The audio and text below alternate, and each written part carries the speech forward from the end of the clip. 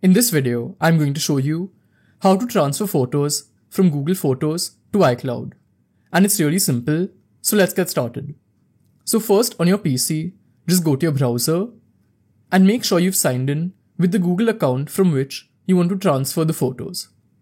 Once you've done that, then you need to click on the link which I've given in the description. So this is the link. We're going to do this transfer using Google Takeout. So it's officially from Google.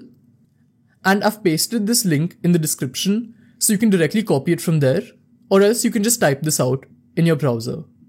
Then click on enter. Then we'll reach this page. Over here you can decide which albums you want to include for the transfer. So if I click on this option, then here I can select the albums from which I want to transfer the photos. So if I want to include all, just select this box, or else you can select manually. Then click on OK. So now we've decided which photos we want to transfer from Google Photos. Then just click on continue. Here you'll have to enter your password once for security. Then you'll have to give permission to Google Takeout. So just select your account. So they'll get some access to your account. This is the access which they'll get. And if you're fine with this, just click on continue. Now we have to decide which third-party service we want to copy our photos to. As you can see, Apple iCloud is already selected, but if it isn't, you can just click on these options and select Apple iCloud, and then click on continue again.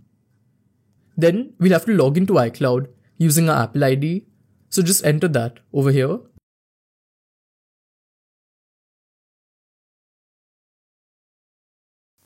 So now even the second step is done, and the last thing we have to do is click on agree and continue. So I'll click on that now. And as you can see, the export is in progress. And based on the amount of data, this could take some time. But this is how it works, and I'll see you in the next one. Goodbye.